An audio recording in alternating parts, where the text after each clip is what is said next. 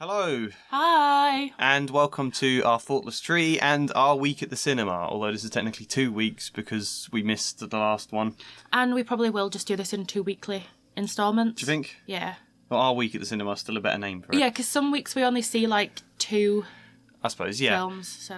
Yeah, we go to the cinema pretty much every Saturday and try to stay a whole day, see 2, 3, 4 movies in a go. Mm-hmm. And you may have seen our video on our whole year so far. We ranked 48 movies we watched. I think it was 48 we've seen. There might have been more that we don't have a record of. We tried to look back at emails to see what we booked. But ranking all of them we've seen so far, we've both got our own lists, which you can see a whole video about. They'll probably pop up here. But we're just going to talk about the ones we've seen the week before and the week, just yesterday. Yeah. And those movies are, in the order we saw them, is Joker, Folie, Deux, Lee, Return of the Jedi, the Star Wars film, obviously, Paddington 1, Paddington 2, Salems Lot, and Gladiator. Mm-hmm. Quite a lot of re-releases there, really. Yeah. Shows what the cinema's been like recently. Yeah, well, especially, the one that we go to... Well, we kind of go between 2 different cinemas. One of them is very good and shows a lot of new releases and things. But the other one we go to is always quite dead. There's never anyone there, and it's predominantly re-releases. Yeah. Well, the problem is the one near me is that one. The other one's quite far away. Yeah. Where I live, it's not really known. It's not really. Quite a rural area, I suppose you could say. It's not really the hub of exciting No. activities. So that is a bit of a problem, although we just found out there is another cinema, a more independent one, that does show some interesting stuff we're going to look at. Yeah. That'd be slightly more expensive, wouldn't it? Mm-hmm. But yeah, so these are the films we've seen. There are some new releases in there, Joker, Lee, and Salem's Lot. Mm-hmm. Let's talk about them and rank them. So first, Joker, Folie, Deux. Where would you start? Oh, it's hard to know where to start with that one. So I should clarify that I haven't seen the first Joker movie. Yeah. But you kind of gave me a rundown on, and it is something that I probably will see at some point. I think you would probably like the first Joker movie. Probably. And I like the general concept of the second one, but I just think it is quite badly executed. I think for me, a lot, so I think it being a musical would have worked if there was more variety within the music. Yeah. This is a bad example of what I mean, but for instance, the Johnny Depp, Tim Burton, Willy Wonka, every musical number's a different genre. Yeah. I mean, and I kind of think that would have been a good way to go about it instead of... I mean, whatever people say about that movie, the songs are pretty bangers. As you would say, bops. Yeah. So I think there was no variety, and it kind of the music was one note, kind of in Oliver or Annie. It was just very the same thing over and over. I mean, again. there were a couple of songs I thought did work, but most of them, it was a similar kind of song. It didn't advance the plot. It was quite hard to hear the lyrics a lot of the time, I think, because of the way the voice he does for Arthur and things, which works, but and when all of it's happening kind of delusionally with inside his head, it makes it feel like it doesn't really matter, and it makes it hard to invest in what's happening in the music. I mean, I was really excited for this movie because I did remember liking Joker 1. I don't think I'd rate it as highly now, having seen Taxi Driver and realising Joker 1 is kind of the same as Taxi Driver, but not as deep. I mean, they've both got Robert De Niro in as well, haven't they? Yeah. Well, I think that's why he's in it. Yeah. For that and King of Comedy. But yeah, so I was really excited either way. I thought there is more to do with his character. I think it's an interesting idea, seeing him disappear into delusions via a musical. I mean, I don't like musicals, but I thought that made perfect sense. It's a really creative, different idea. And I mean, you can say that about the film. It's certainly original. I can't think of anything like that. I think the thing is, this would have worked more as a stage show than... Yeah, I could see that, to be honest, a movie, I think. I think as well, I loved the start with the old school kind of the cartoon Looney Tunes. Yeah, I loved them bits, and I kind of wish maybe they would have showed his delusions and the things in his head through cartoon. Yeah, I don't think they went... That was kind of the problem with the music, because it didn't feel like they're progressively getting madder and madder. It felt like this is a level of that, and it's all going to stay at that, rather than you kind of want it to just commit to going really bonkers the longer the film goes on. And they could have done that. They could have let it disappear into cartoon or other weird animation or I don't know, anything. Then just more. All of his delusions and stuff were within the realm of normal. What do you mean? Like bursted into musical numbers here and there. That is relatively normal. I suppose in a way, yeah. Certainly in musicals, it's a very normal thing. Yeah. Yeah, I mean, the musical side was only one part of the film. It could have been more. But I do think it's weird because it's a very bonkers idea for a film, and then they play it very safe with the music. I think they shouldn't have played it so safe. But then the other bits of the film are incredibly bleak and depressing, but also quite dull. I think is a problem. Like there's a couple of moments in the courtroom scenes where I was really invested, and we're not going to spoil this because it is quite a recent film still. But a lot of it is kind of wondering about the prison, Arthur not really doing much, not being able to. There's also one thing I particularly didn't like, and this probably kind of is a spoiler, is that there is an SA scene, and it just felt unnecessary and distasteful, and it's supposed to be like a thing that I think it's one of the main reasons his character, like, he flips as he does in the film, is because of that, and I don't like the way that happened. I don't like the idea that SA would bring you out of delusion. I think the trauma of it's more likely to push you further into it. To escape. Yeah, and so I just found that really odd. I also think, like, it felt very, like, random, and it like, none of the character progression of, like, the guards or anything was leading to that point. I felt that, and I feel like we're already empathising with how horrible the prison system is here. I don't think that was needed. It just felt like kind of gratuitous in a way. It felt like certain scenes in Shawshank, but done in a really distasteful way. Yeah, it's kind of like, we're doing a prison, it's not nice, we've got to have this scene in here. Yeah. and I didn't like that. I think they should have cut that. But it's such a hard film to rank because it is. Because Said Everything, I made a video recently, and I said I kind of quite like it. I don't think you do really particularly, do you? What, this film? Yeah. I didn't not like it. I found it dull. I found the music stupid. And the fact that Steve Coogan was in it is that threw bizarre. me a bit. Because, like, we were saying, like, for American viewers and stuff, they probably won't know who Steve Coogan is. Yeah. But he is, like, one of the least likely people I would think to put in a Joker movie. Yeah. Well, he did recently play Jimmy Savile in that. Yeah. So I suppose. I mean, there's no correlation there, though. No, but I mean that's quite a dark role, is what I mean. A dark film. But yeah, I mean, I did like this. I think I liked it in a sense. I liked the potential of this movie, and it's really frustrating to see how it doesn't deliver. And it kind of does in a few moments, but it's so rare. I also find Harley Quinn, or Lee as we're calling her now, very annoying in this movie. Oh, do you? Yeah. I also find her annoying yet incredibly dull. I mean, I didn't feel that. I felt like Lady Gaga was doing a fine performance. Yeah, no, it's nothing about her performance. It's just like I don't think they did a lot with the character. No, that's what I felt. I wanted to know more about who the hell this person was and why because they're kind of just presented as a super fan of Joker. Yeah. And there's some lies. We hear a little bit about their backstory, but we don't really get a grasp of who she is. She's kind of just a bit part to Joker the whole film. Yeah. For a film that is kind of marketed as Joker and Harley, she doesn't really feel like her own character.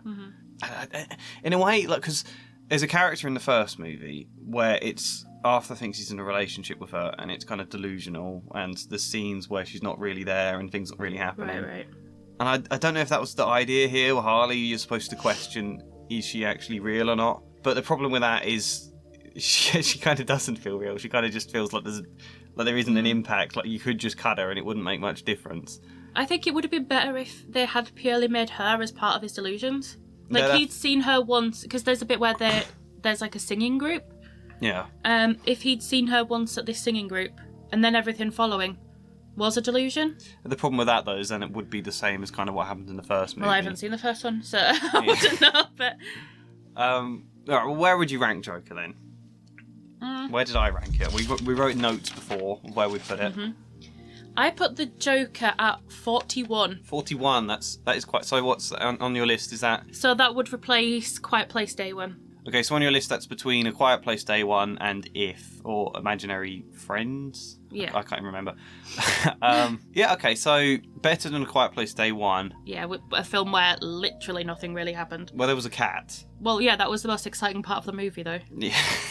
The cat was all I was there for. Joker didn't have a cat in it, so you know. No, but I mean, yeah, maybe if it had I would have bumped it up a few more places. But if the delusion had been with a cat, yeah, that'd be good. A cat in a wig. Imagine if the musical numbers he goes for delusional, it turns into Cats the movie, and there's like he's singing with James Corden or something horrible. Or if it turns, what I would have liked is if his delusion was a puppet show. That would have been really cool, actually. Puppets. I would have really liked that. That would have been great. Like a Punch and Judy kind of. Yeah, that would actually work really well. Yeah. Okay, so you prefer If to Joker? Is that because more like complete a film? Yeah, because I think there were parts in Joker when I was genuinely quite bored. Yeah? Yeah. Did it ever make you cry, Joker? Did you ever feel like moved? No. No? Okay. Whereas If did make me cry, but like I think we touched upon how they know what they're doing when it comes to that. I put Joker a little bit higher than you. I put it at 37. I put it between Imaginary and Back to Black. Okay. I think there's something quite fitting about putting it just behind a musical biopic, where the musical numbers were slightly more interesting in Back to Black, I think. I mean, I've talked about my problems with that film as well, but yeah, they're similar films in a way that they both have a lot of problems, Back to Black. Both have good lead performances, I think. Mm-hmm. I mean, I think Joaquin Phoenix is better in the first Joker movie because he has a lot more to do. I think he is a very good actor, though, in general. Yeah, I do. And both movies with musical numbers and a lot of missed potential. But yeah, I think Back to Black was more interesting, at least. There's a lot of things people could hate about that movie, but it wasn't dull. Yeah. Have you ever seen the Walk the Line biopic thing that Joaquin Phoenix is in? Is that Johnny Cash? Yeah. No, I haven't. It's pretty good. That would be interesting. Yeah, it's good. Next up then we saw is Lee, which is the film about Lee Miller, the war photographer from World War II. It's a story of her life. If you haven't heard of her, she took a lot of photos of, following the Allied forces around the war, occupied by Belgium, I think, in France. And I'd say the most iconic was she took a picture in Hitler's bathtub. Yeah, Hitler's apartment, took a picture in his bath, wiped the blood of the concentration camps had been to on his bath mat, and then took a picture in his bath the same day I think Hitler killed himself. Pretty iconic. And she's also mentioned in the film we saw this year, Civil War, where there was another war photographer named Lee, and there's like kind of comments, oh, you're named like Lee Miller. Yeah. I will say this film was done way, way, way, way, way better than Civil War. Do you think so? Yes. I think it's hard to compare them because they're set at different time periods and like whatever, but I guess like the depiction of war in Lee, I think, shows the incredibly heartbreaking side of the war, like the true kind of what it is like out there. Whereas I think Civil War was almost, it felt like not a fantasy, but it was like... Because it's not a real war, you mean? It's kind of an imagined one.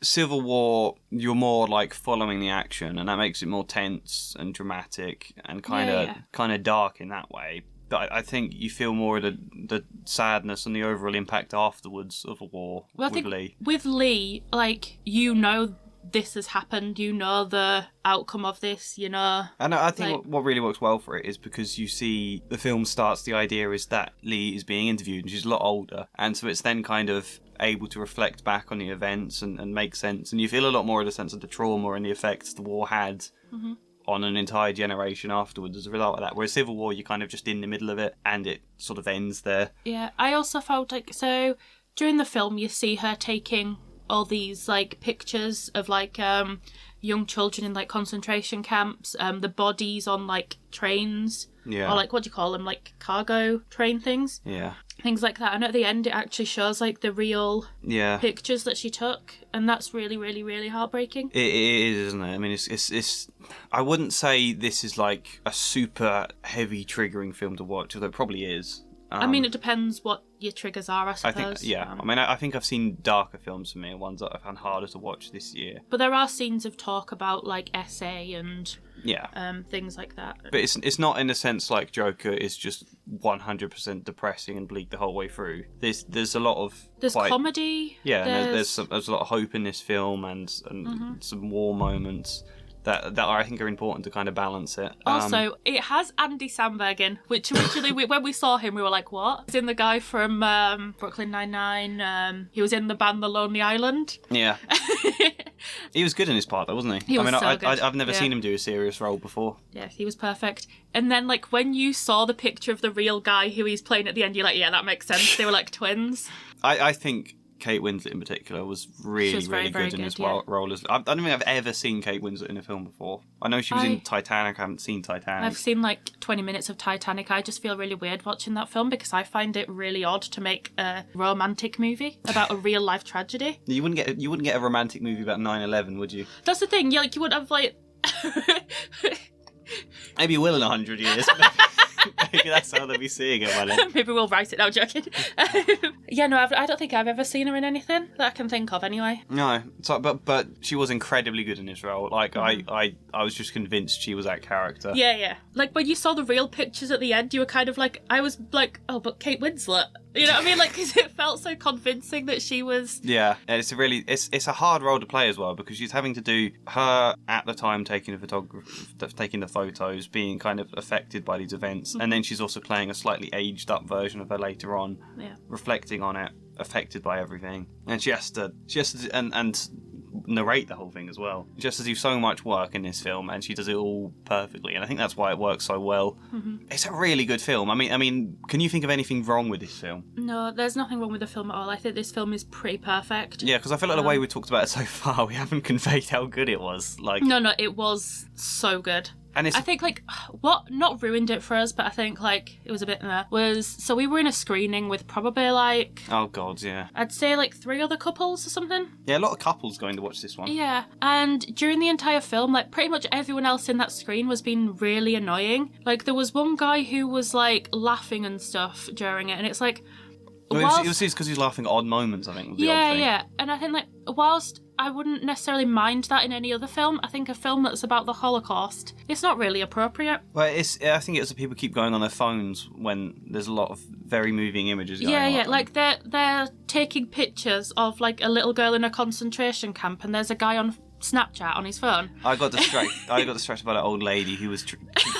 like 5 times trying to type in the passcode for a phone. I was just watching her doing it. You even got her, like... I still know what it is. You remembered it, didn't you? And you were like, oh, I should have gone up to her afterwards and, like, said it to her. Your passcode is...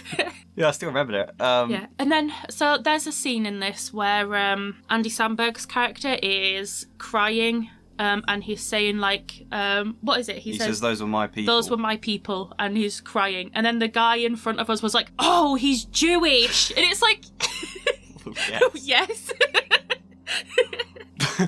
So that did affect it, yeah. But it's a really good movie. And we almost didn't see it, because I don't think the trailer looks that special. No. It looks like an interesting biopic, but not biopic. Is it biopic? Do you say that for biographies in general? I guess, yeah. Yeah, it looked like interesting, but nothing particularly special, nothing that would set it apart from other ones, apart from it being a different story. But then, yeah, it was really impactful. I left this quite moved. I've just felt really sad. Not even just by the Holocaust events as well, because the older Lee Miller, there's some really interesting bits there that I don't want to spoil. There's a really good twist there.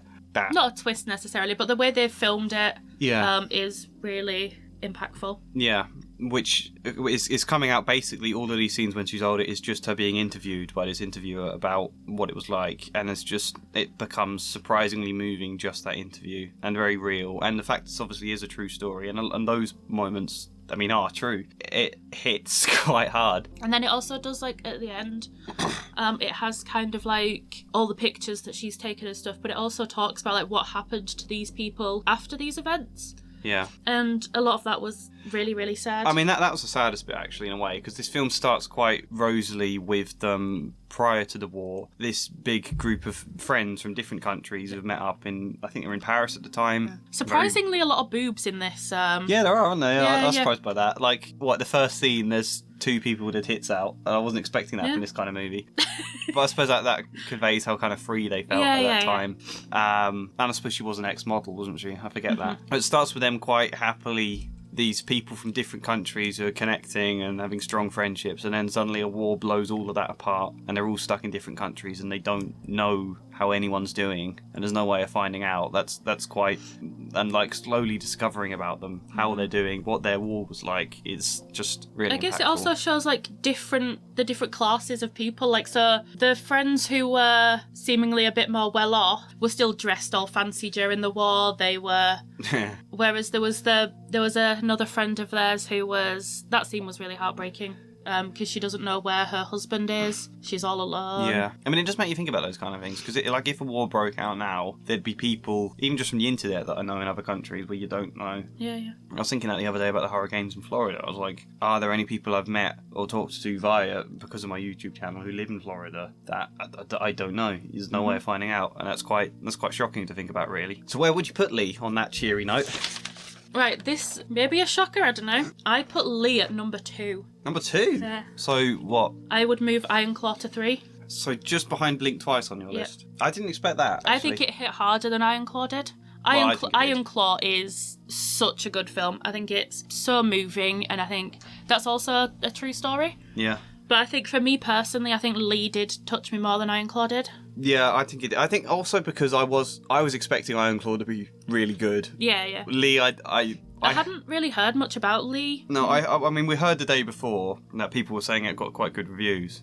And that was kind of what I was like, okay, let's actually see this. Because there were other films you could have seen instead. I didn't expect it to be as good as it was. And I think sometimes the surprise of that makes it, like, extra special. Yeah. I put Lee not quite as high as that, but still high. Do you want to guess? Made it into my top 10. I am going to say number 7. 9. Okay. I put it between Wicked Little Letters and Coraline, which pushes Blink Twice out of my top 10, by the way. Yeah. There goes your number 1. I love Blink Twice. I mean, I looked at it and I think this movie is better than Coraline. In a way, I do think it's better than Wicked Little Letters, but I was also very moved by that, and it's more fun, Wicked Little Letters. I think, yeah, Wicked Little Letters is incredibly moving. Like, it has a lot of, like, subplots that are quite sad. I think what I was thinking was, because with a film like Wicked Little Letters, that's a very specific idea for a story. Yeah. And it's kind of, you have to do a lot of work to make that as moving as it is.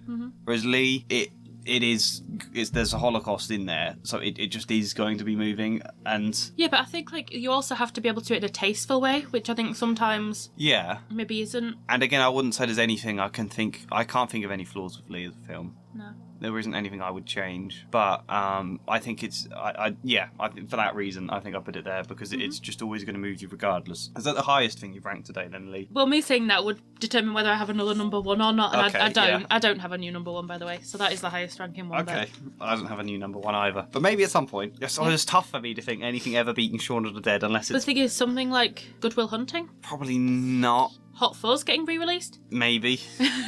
Spirited Away might. Next was Star Wars Return of the Jedi. So they've been releasing they've been doing Star Wars Sundays, but also showing it on Saturday and Monday and Friday.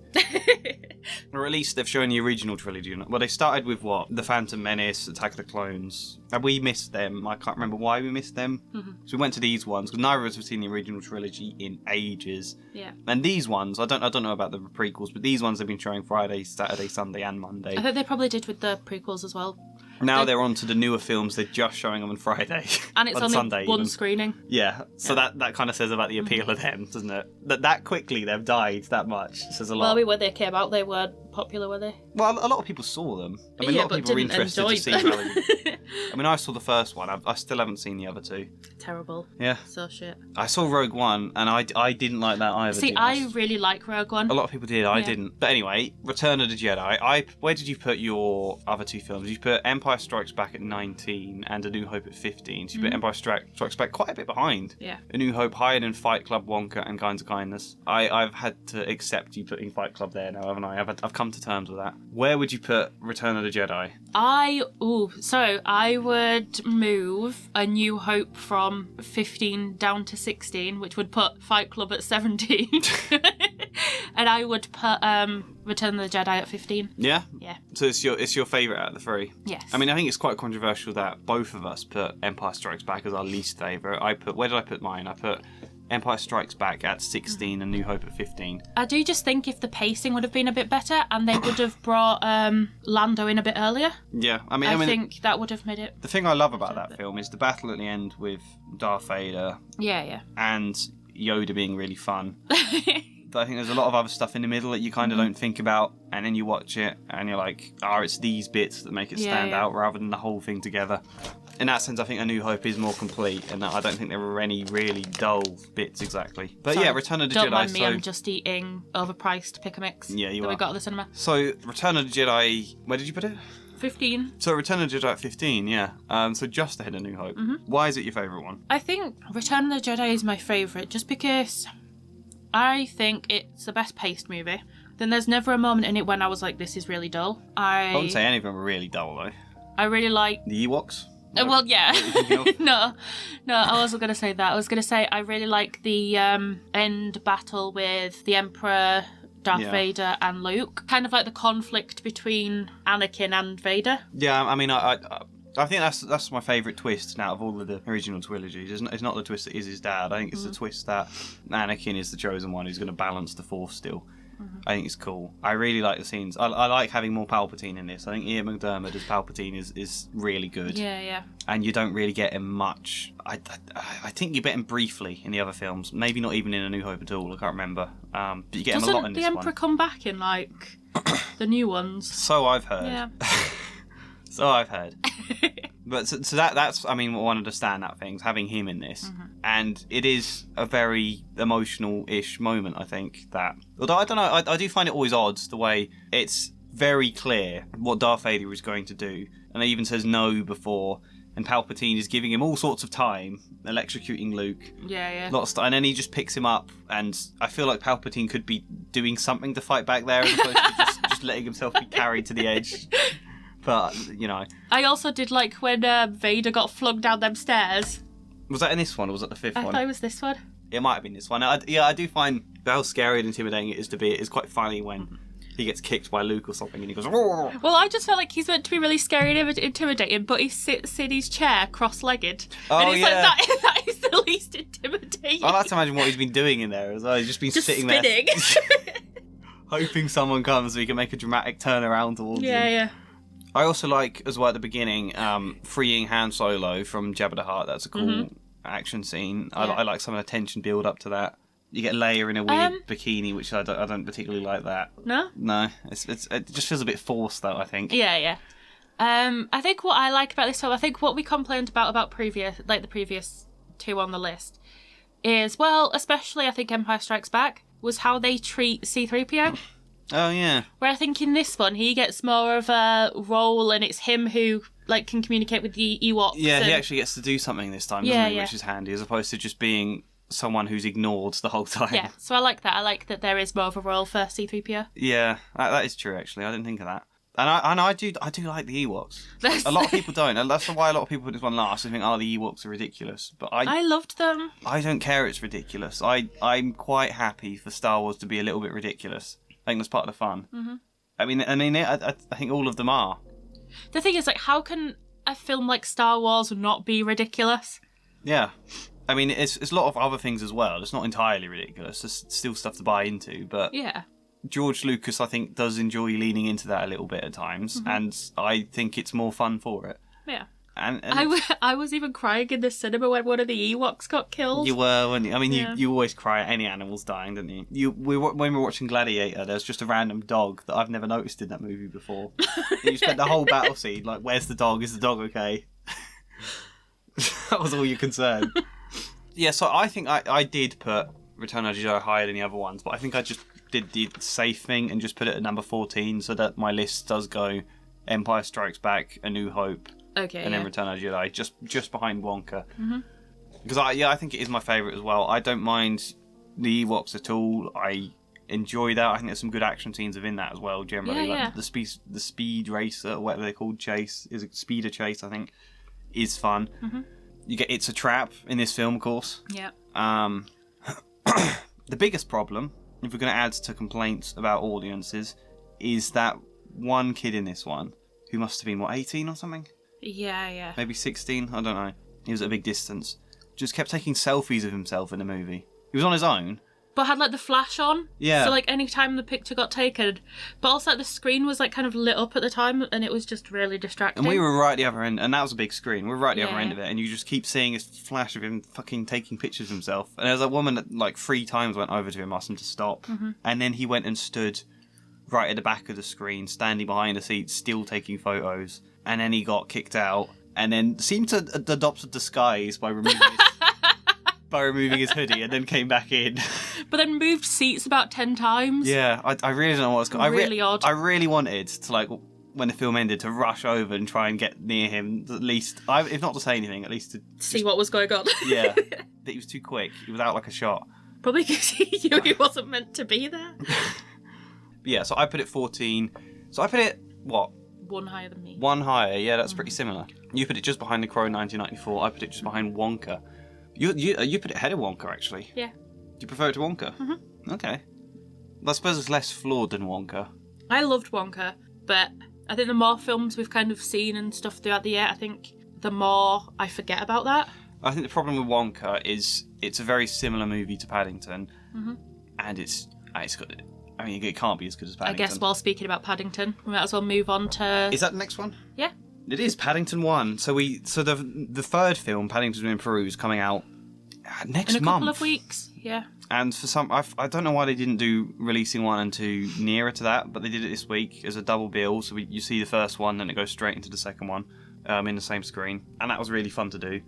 Neither of us had seen the Paddington movies until a couple of years ago. I originally did dismiss it. I mean, I never read the Paddington books, although I like the idea of them a lot. And this kind of refugee bear that's come in and has to kind of belong in London. I think there's a lot in that as an idea. Obviously, it connects back to World War II, where refugees were and homed and... Yeah, well, it literally does have... there's a character called Mr. Gruber, played by Jim Broadbent, and he was a immigrant who came over on a train, wasn't he? Yeah. So there's really cute scenes between him and Paddington kind of understanding each other. Yeah, I really like that bit when they're talking and Paddington, it's the start of the film and Paddington feels out of place and Jim Broadbent's like talking about his experience and said, my body arrived so quickly but my heart took a little longer. I think that's just a great way. It's very sad, yeah. It's a great way of explaining that for a child, that kind of feeling of trying to fit in somewhere and not belonging and what it is that makes a home. I mean, but I didn't expect them to be anything special. And then you see them and they're really funny in ways kids wouldn't necessarily understand all of it. Not like they're adult jokes at all. No. But like, I can't not find the shtick funny where the dad, Mr. Brown, is a risk analyst. And he's just constantly worrying about the effect of this bear in their home and calling insurance policies. And I just find that so fun. A kid wouldn't get that, really. I mean, that's the best thing about this film, is how kind of seamlessly it transitions between different bits that like elevate the gags like that. Well, it does go into like a flashback and then come back again. And you get the sort of black and white film bits, and then there's the pop-up book kind of visual scenes where it disappears into the pop-up book, although it's the second one, but they do like the dollhouse opening, and there's just so many... I really enjoy the dollhouse bits, because they do it in the second one when it shows the prison. Yeah. And I really love that. It's just so visually, it makes the film so seamless, and it's so creative, and it just makes it so much more moving somehow. And then there's like the bit where Paddington's watching the film of his home in Peru and he like walks through the screen and melts back into the forest, and there's so much visual stuff on display in these movies that are just incredibly good. Like too good for just a kids film. I also think the cast in these movies is perfect. Yeah, I mean, I think if you're not from the UK it won't feel like as familiar to you, because I think every person in these films is someone you see from British comedy somewhere or other. Yeah. I mean, Jessica Hines even pops up in the second film. Ben Miller's in that one. Obviously, you got Peter Capaldi playing a little role. Yeah. Simon Farnaby. Yeah. Known for, I guess, Horrible Histories. Yeah. Who also co-wrote these. Yeah. But, and he is so good in these films. Yeah. I mean, everyone is great in these films. Yeah. But I think he's a standout comedy-wise for me. Yeah. Let's actually talk about the film, though, because I feel like we're just, like, rambling about how much we like it. Oh, also, while we're on the subject of cast, it's got Tim Downey, who voices Gale in Baldur's Gate. Yeah, that was quite nice to see, because we didn't know at the time. Yeah. He's really good in his part.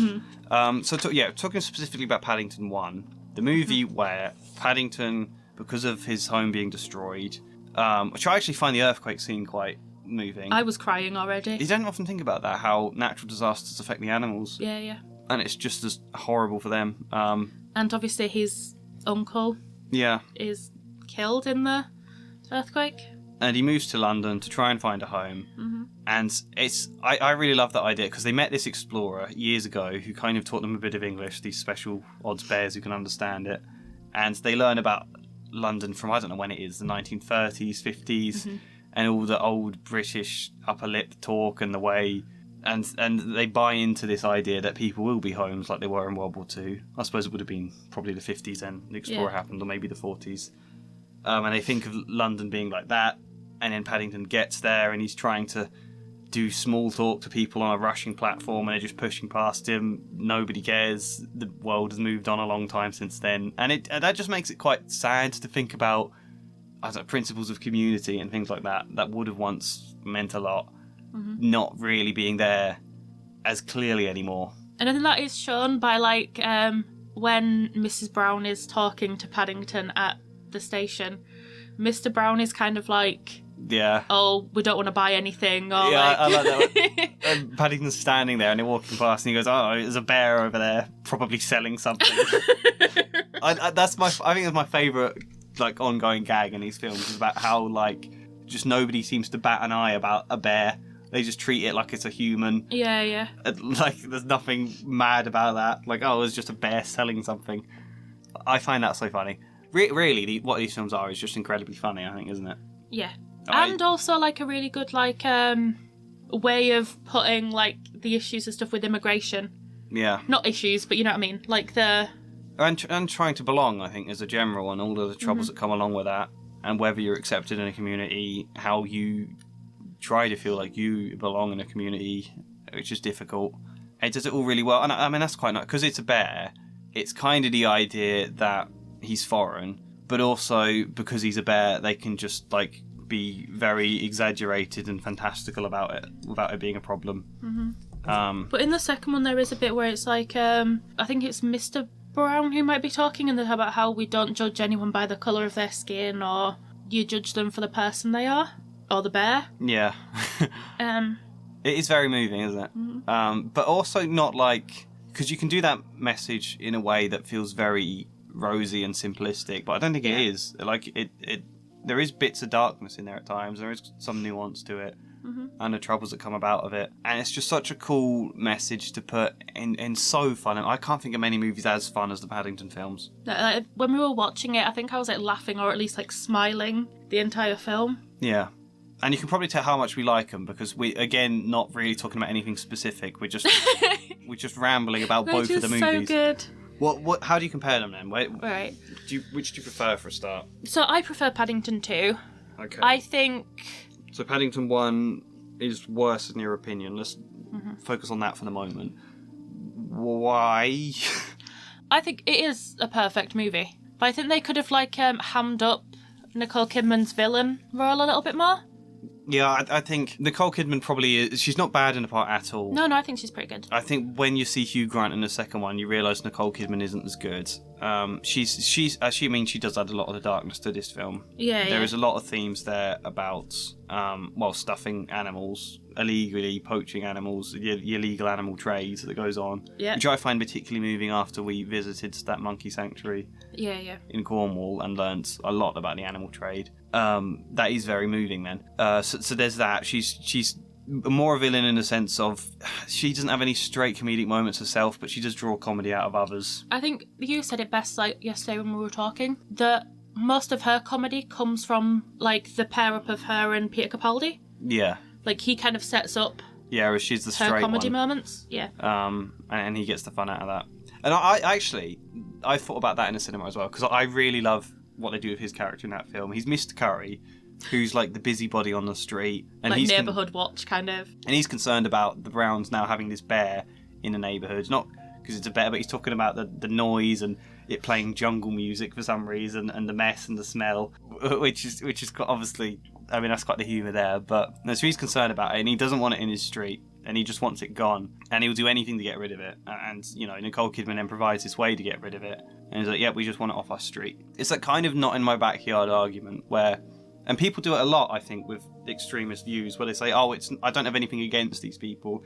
It's just I don't want them. I don't want it around me, or I've just got a few concerns about how it affects our environment. Yeah, just the noise, But then when you get down to how you solve that, in their eyes, it does mean doing something extreme. In this case, killing Paddington, and how horrible that is. And it's like when his character, Mr. Curry, realizes that's the extreme they're going to.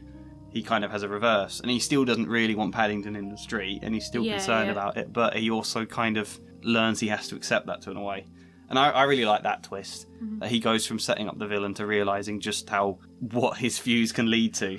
And I do think, like, that when he does try and, like, rectify his kind of actions and thoughts, I do think that scene is very funny as well. It's done, like, in a I like that. Where he calls the Browns on the phone and he puts on, like, a voice. Okay. And Mrs. Brown's like, "Who's that on the phone?" And he's like, "Oh, it's just Mr. Curry putting on a stupid voice." I like as well when she shoves Paddington in the taxi. He's got taxi written on the side, and she closes the door and it says taxidermy. Yeah, I liked that. I like that. I think the difference of this film, I think the start of Paddington 1 is stronger, because I think you get a lot more shtick with Mr. Brown being very concerned about the insurance issues of having a bear and the damage it will do in the house, and him kind of being that sort of not in my backyard type approach to it. I just send him off to the authorities, don't really think about what that means. And I think how much he gets to do with that makes him really, really funny in his first film. Because he doesn't get to do that as much in the second, because obviously they're more settled into the family dynamic then. Yeah. So I think that makes the start of the first one better. I think what I also like kind of about the start of the first one is, so the Browns have a daughter. Is she called Judy? Yeah. And she's just started a new school. And she doesn't want anything really to do with Paddington, because she doesn't want to be involved in, like, anything weird or anything, because the kids are already, like, judgmental enough. So she's struggling with being the new kid at school, and then she kind of realises that Paddington is so similar in that sense. He is just struggling to fit in and to fit in somewhere and feeling. Yeah. I also think Ben Whishaw as Paddington, maybe, like, it's so easy to underrate it. I think it's an incredibly good voice acting performance. It is, yeah. Like, really, really good, and so hard to do something like that good natured without it coming across ridiculous or like one note or one dimensional. It's just really soft spoken, good hearted, and a lot of emotion in it a lot of times. Yeah. Really hard to do that kind of voice acting performance without it being over the top. I can't imagine many other voices as Paddington that would work, because I think originally it was going to be Colin Firth. And I cannot imagine, not any discredit to Colin Firth, but I just cannot imagine any other voice as Paddington working anywhere near as well. I can imagine Colin Firth in a Paddington movie. Yes. He has that kind of vibe. But not as Paddington. No. I think he could have been a good... Actually, no, I was going to say he could have been a good Mr. Brown, but I think Hugh Bonneville is actually perfect for that role. I do. He's brilliant in that. I think he's possibly my favourite. I mean, Sally Hawkins is really good as well. Which is such a shame, because she's not going to be in the Paddington in Peru I am sad movie. about that. I really like Sally Hawkins in it. Basically, if you haven't seen the Paddington movies and we've just rambled a load of stuff, it's very much worth watching them. Yes, They're very moving, very warm, and very funny. Where did you put Paddington 1? I put Paddington 1 at number 8. Okay, so just behind Coraline. I put mine quite a bit higher than that. You prefer it to Inside Out 2 then, yeah. Wicked Little Letters, which is also quite set in a British, cosy establishment. You prefer to Paddington. Is it the Nicole Kidman thing that puts it down for you then? Well, I wouldn't say puts it down, because it's in my top 10 comfortably. But like, the reason... I don't know, I think I just prefer the story of the second one as well. Yeah, I think that's... And I adore Hugh Grant in that movie. In a way, I would rate Paddington 1 higher, but because Paddington 2 is then much better, by comparison, you kind of bump it down a bit. But I still put it at number 4. Okay. So that's between Two Towers and Ironclaw, which is very high.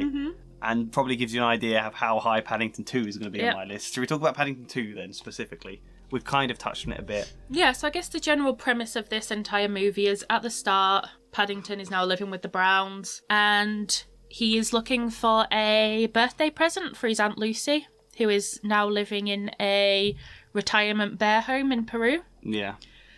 So he goes to Mr. Gruber's antique shop and he finds a book that has come from a fair in town. And it's like a pop-up book of London because Aunt Lucy has always wanted to visit London because the explorer who visited them.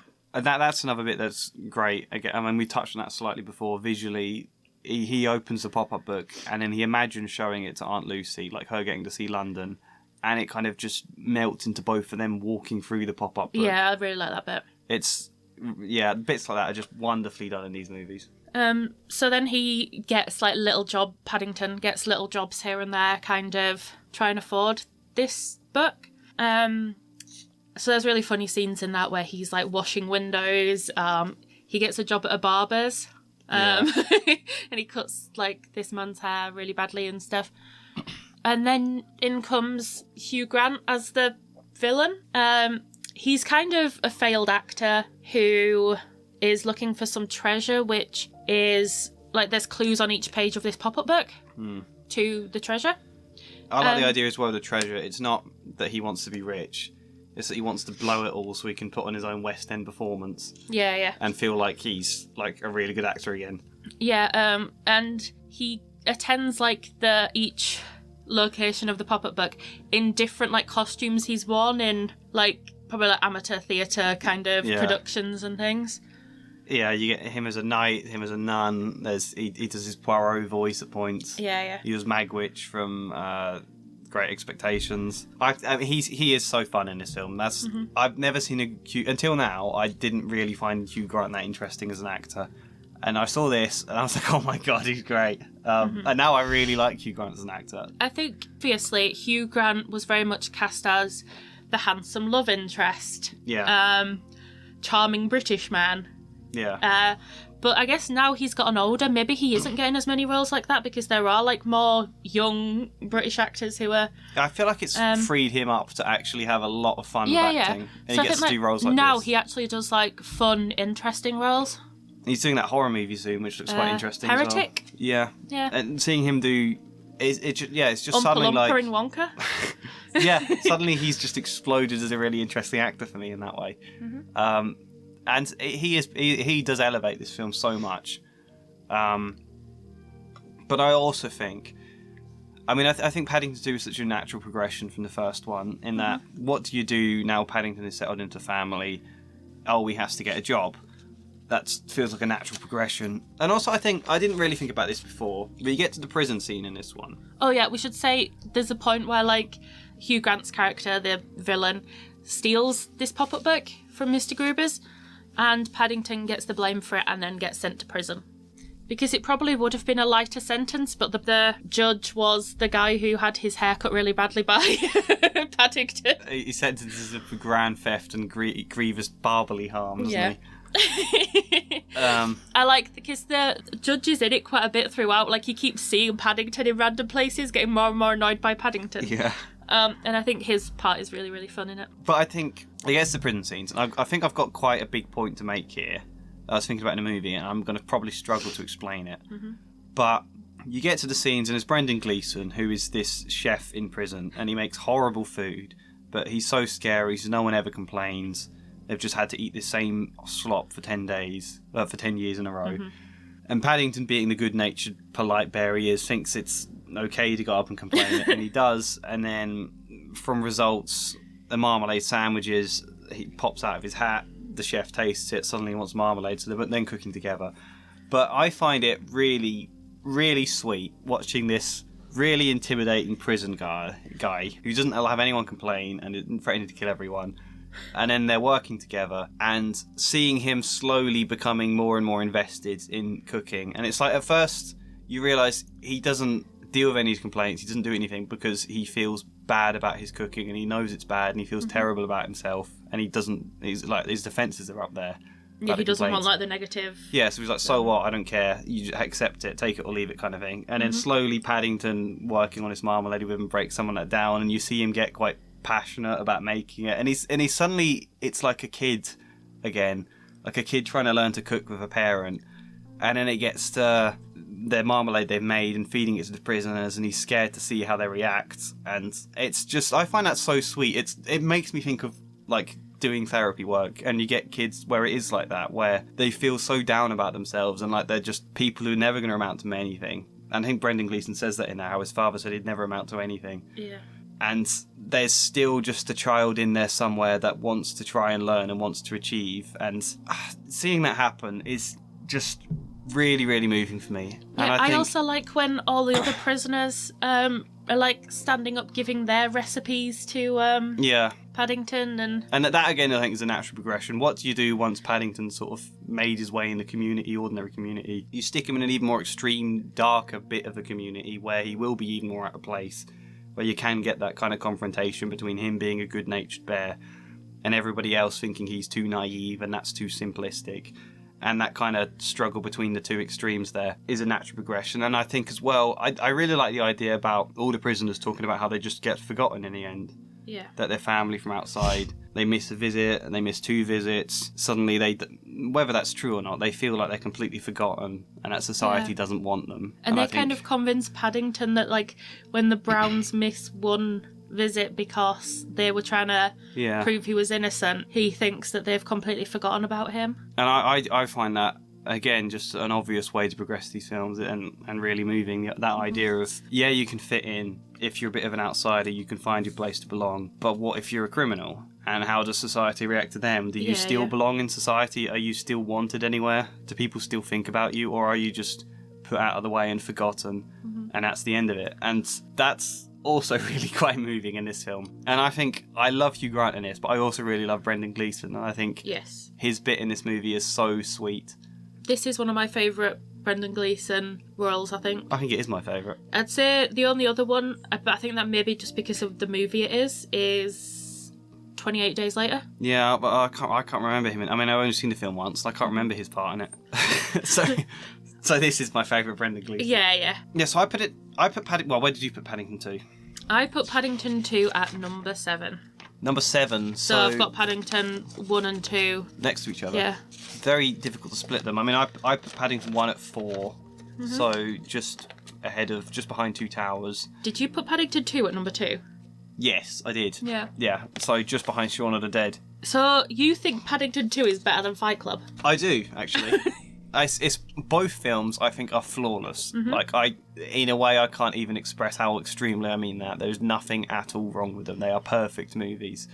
I think I put Fight Club ahead, despite how much Fight Club means to me. I think I put Fight Club behind because I think story-wise, Paddington 2 is a tighter movie. It just blends like Shaun of the Dead. Every scene just goes so seamlessly into the next scene. Everything works back.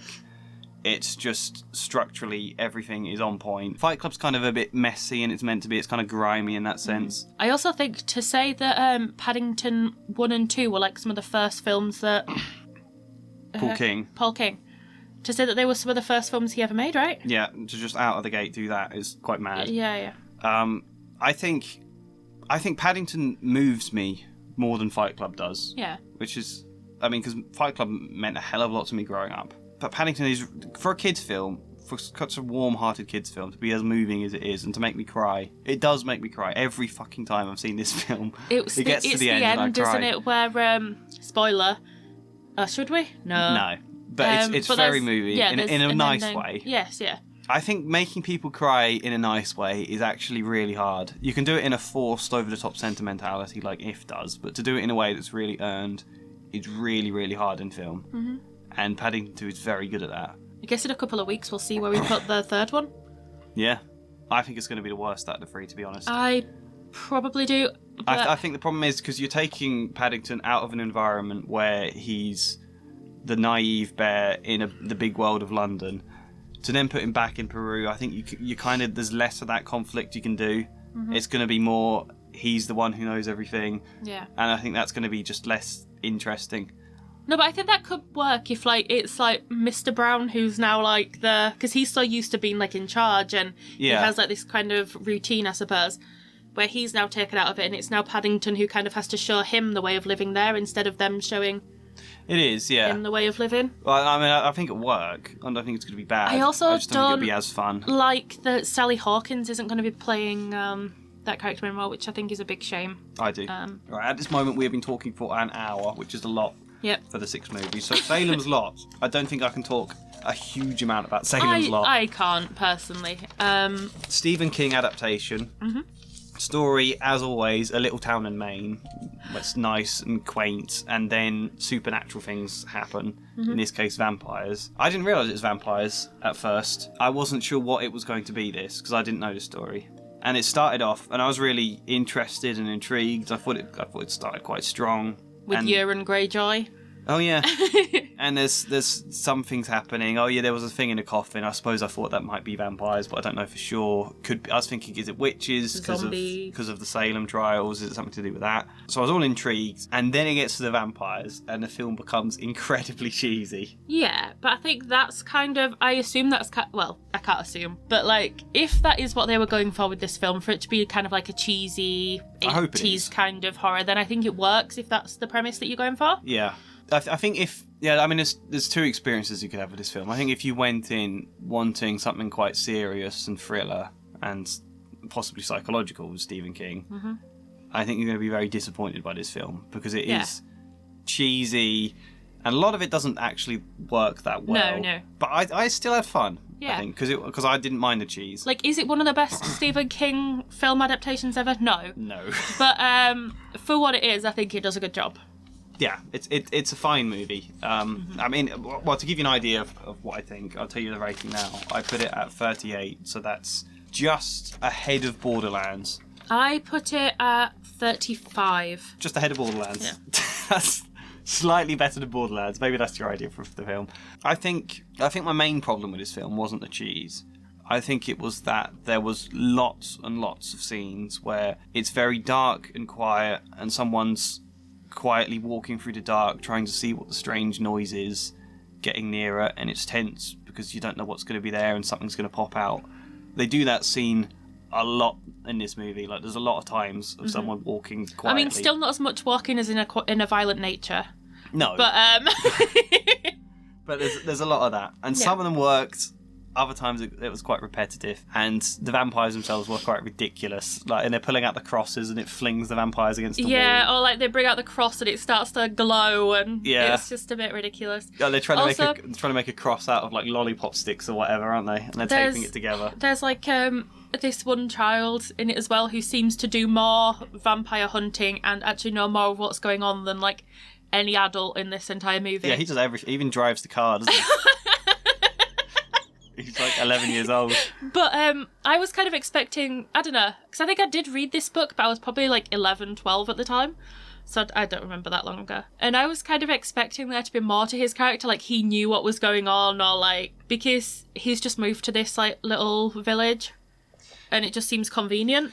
Yeah, I mean, that was another problem in this film. I think as well, none of the characters quite got enough, because they're trying to do all these different characters in the town. Yeah, and give you a sense of everybody in the town.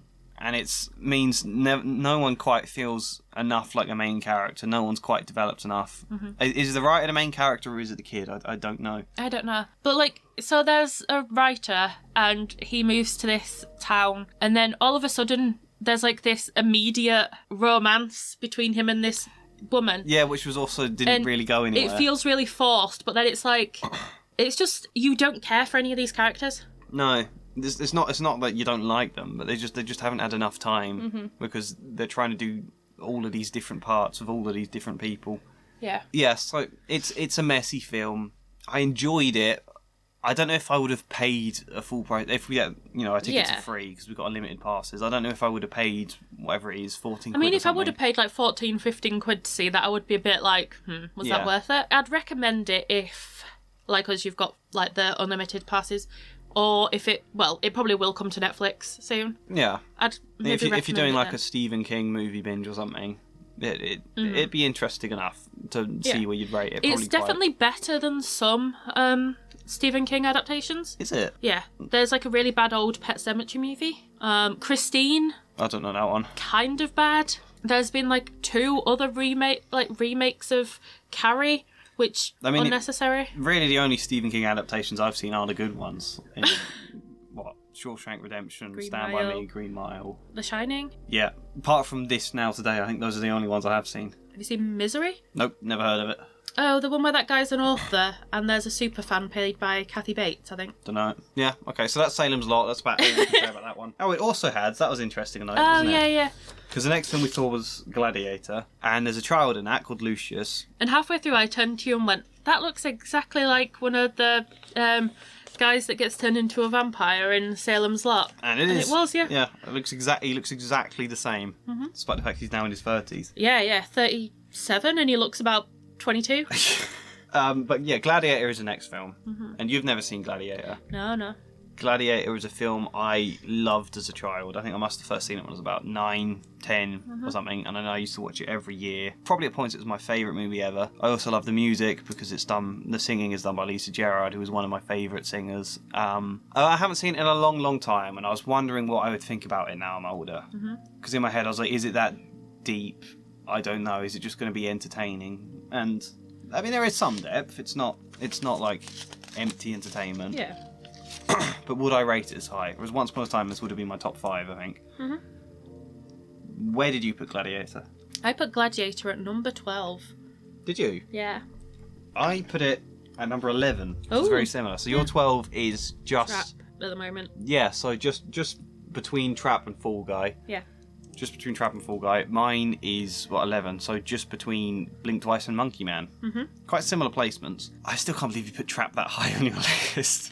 Yeah, I before we started recording, I did say maybe I do regret putting Trap above Monkey Man. I mean, I put Trap, 29? But yeah, I still really love Gladiator. I think, for what it sets out to be, it's really, really strong. Yeah. In that it feels suitably Roman, I think. It feels like the time and the place. They do all of that really well. The costumes, the feel of the... I mean, there's probably all sorts you could pick apart about the realism of it. There's a lot that's not quite... But it feels like there. You feel invested in that and immersed, is probably the word. Immersive. The battles are really strong. I think it's a good first opening battle. It starts with that suitably... Starts kind of as a very organised battle and then gets more and more chaotic and bloody and horrible. The dog was fine, though. Yes, the dog was fine. As far as I think it's fine. I mean, you don't see it afterwards, but you don't see it die either. I think I like. There's a lot of touches that do make this movie a bit more. I like all of the shots of his hands sweeping through the wheat field, and there's that door he keeps seeing, and things like that are nice little touches to this movie. Really, I think the reason I love this one so much is basically because it's cool. Yeah, it is. It is cool. You said it wanted you to be you want to be a gladiator. Right, so knowing me, there is no part of me as a person that screams, I want to fight anyone. Nope. But watching this film, I did want to become a gladiator. Yeah, it is really cool. I remember I had a university professor when I did a creative writing module once. He said basically if you want your story to be do well, you have to have someone who's good at something, seeing them do what they're good at. And that's kind of Gladiator. You're seeing a man who was good at killing people and leading people in battles, doing that very well. And it's very satisfying. It is. Yeah. It's very satisfying the way he starts quite low down. Well, he doesn't start there, but becomes a slave and starts at the bottom. And then becomes a more and more successful gladiator until he gets to the very top. It's a very simple but very satisfying trajectory for the film. I do think the standout in this movie is Joaquin Phoenix. I do. I think Russell Crowe is kind of the one bit that lets this movie down. I don't think he does anything bad, but when you look at Joaquin Phoenix in this film, and he had so much emotion and kind of a subtlety to his character, and you said he feels like Joffrey, and you're probably right. I reckon Jack Gleeson, who played Joffrey in Game of Thrones, was inspired by Joaquin Phoenix in this, because it's a really good performance. Because there is an element of childishness and... almost pathetic. Yeah, there is. He makes that character so interesting in this movie, and it adds so much. As Russell Crowe just feels like the straightforward hero. And I feel like a better performance, I would have cared a lot more about his family in this movie. I think they should have just cast Sean Bean. I don't know why you say that, though. Sure. I mean, it's a push trying to get Russell Crowe to play someone they call Spaniard. Sean Bean? As Spanish? Well, he looks as Spanish as Russell Crowe does. Have you ever seen Sean Bean do an accent that's not his Yorkshire or ever so slightly receive pronunciation but still Yorkshire. But wasn't Russell Crowe's accent like English, kind of stereotypical English? I don't. Yeah, his accent's not. At times, I think it is Just get slightly Sean Australian. Bean. Sean Bean would not be good in Gladiator. I love Sean Bean, but that's not the role for him. Yeah, he is. He's good at films where he dies in the end. That's possibly it's years old. This film. I mean, yeah. When did this come out? 2000. Yeah. Sean Bean would not have been good. Yeah, he's great, but he doesn't have the voice. He can't play someone called Spaniard. He can't. Northern representation. Right. Anyway, I think Russell Crowe doesn't add as much emotion to this film as could have happened. Joaquin Phoenix is a big part of what does.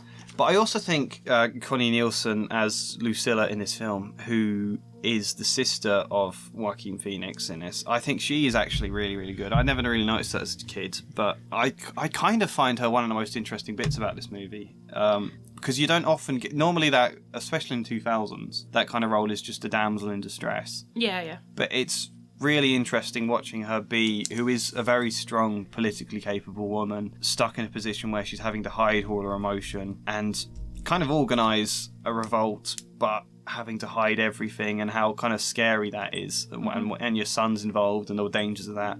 I think that's really interesting. It reminds me of Sansa in Game of Thrones, in the books anyway, maybe not the show. And I just find that kind of role really interesting, and they do that really well here. I do think, though, that there is one scene in this film that I think lets it down, and she is involved in it. Yes. It is... I know what you're going to say. There's a kiss scene between Maximus and... Lucilla, and I just think it's completely unnecessary. I don't like that scene either as well. That feels to me like some executive said, but we need romance between them. It's kind of cheapening. So this is a guy who is dedicated to his family. Yeah. His family have been killed, and he kind of just wants to be with them again. Yeah. And I assume his character kind of knows that he's going into this final Gladiator match. Yeah. And he is going to die, and he's kind of come to terms with that, and he gets to see his family again. Yeah. But they kiss before this thing, and it feels like a... I don't like that. I don't know, it just cheapens, like... And also that they have this slight insinuation about they had a relationship in the past, and then the kind of implication that maybe her son is his son, and I don't like that either. No. I don't think he should be. Because then if that is his son, he's cheated on his wife. Yeah, well, it was probably before her. No, but both the kids are like 8 years old, right? Oh, yeah. Yeah, because and I hope that's not what they're doing, but the Gladiator 2, the trailer, suggests the kid growing up is actually Maximus' son, and I hope that's not the case, because I think that... Yeah, in general, I don't think they should have kissed. Mm-hmm. There's a couple of lines I think are a bit cheesy in this movie every now and then. Yeah. But not too bad. You said you found the start quite slow. I did, yeah. I don't feel that. I quite like the start, and I like Marcus Aurelius and bits. Maybe that's just because I find the historical figure Marcus Aurelius interesting, though. Yeah. But I mean, the battle's a good start. You mean after that, when there's a lot of talking before Marcus Aurelius dies. Mm-hmm. So I don't mind that. I think there is more in this movie than I thought there'd be. I thought it was just going to be a spectacle movie, and it absolutely delivers on spectacle. Like, for a movie in the 2000s, it still feels big. Most of the effects hold up. I do feel slightly uncomfortable seeing what I imagine are real animals in this movie. There's a bit where they're in like the Colosseum and there's tigers. Yeah. And that really did upset me, actually. Hyena in cages and things like that. Little monkeys in cages. That was another thing. Having gone to that monkey sanctuary and learning about the experiences monkey actors, as they call them, have, and how cruel it really is. Yeah. Makes me kind of just look out for real animals in films, wondering what experiences they had as well. But I can't really blame it for the 2000s, or for 2000. No. It is still quite sad to, like, because you see one of the tigers get killed on screen, and it's just... Yeah. I don't know. I know this is what would have happened in them days, but it's still quite sad. Yeah, it is. Alright, I think with Gladiator, there's a lot of people who would rate this... I mean, even when we finished it, we heard the guy next to us say, is that not the best film ever? And I fully get why someone would say this is their favourite movie. Slightly miffed by it, because I also know in, like, the alpha male red pill circles of the internet, there is a lot of people who quote this movie very seriously, like very into the whole strength and honour thing, and all of that kind of stuff in it. And what we do in life echoes in eternity, which is a very good quote, and I don't like it being kind of watered down by that. Mm-hmm. But I think at its core, this movie is a very simple, straightforward story, but Joaquin Phoenix is incredibly good. The music is incredibly good and makes it very, like, emotional and into it. Mm-hmm. The choreography of the fights is incredibly good. I also think they did a good job of making you care about even, like, minor characters. Like, I think a lot of, like, the other gladiators, you start to, like, want to... That's true, actually, yeah. Have them survive. Yeah, I mean, there are quite a lot of characters, actually, when you think about it. And there's the Senator Gracchus played by Derek Jacobi as well, which is interesting too.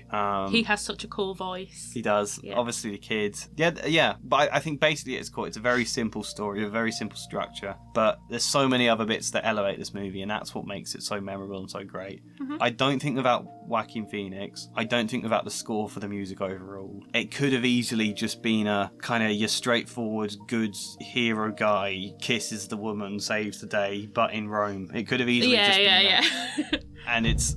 Yeah, I so easily could imagine a terrible version of this movie. Mm-hmm. And you don't get that, and I love it for that. I am kind of looking forward to seeing the second one now. I am. I think. I'm worried about that, though. I'm kind of saddened that they didn't just bring, like, an older version of the kid back to play his role again. Or even giving him a cameo or something. Yeah. That is kind of a shame. And I'm worried about... I mean, the first trailer for the second movie was just, like, rap music and things exploding. Yeah. And I feel like what makes the first one... What buys you into it is because they just convey Rome as something more than that. I think what... I'm kind of sceptical about is it feels like whoever's in charge of casting has been like, oh, who's really popular at the minute? Who are people going to want to come and see in films? Pedro Pascal, Paul Mescal, Joseph Quinn, sorted.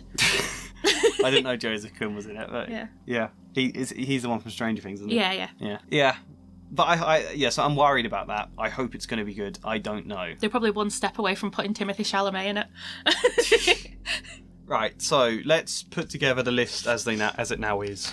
Mm-hmm. Right, so now when we put them all in, obviously it bumps them up slightly because what you were putting at, say, 35, then when you put Paddington and Lee, it pushes it up a bit. So we now have your movies there's 55 in total now. And so Joker Folie ends up at number 47 on your list, which seems very low, doesn't it? But it is. Salem's Lot is at 40. Return of the Jedi at 19. Gladiator at 15. Just about made top 15. Paddington 1 and 2 only just in the top 10 now. Mm-hmm. And Lee at, I assume it is 2. Yeah. Is that all of them? Did I miss any? Mm-hmm. Okay, in my list, with everything bumped up into a list of 55, I have Salem's Lot at 44 and Joker Folie at 42. You've put them the other way around. Mm-hmm. Return of the Jedi at 19. Yeah, that's the same as where it is on your list. Gladiator at 14. Lee at 11. Paddington 1 at 5 in the top 5.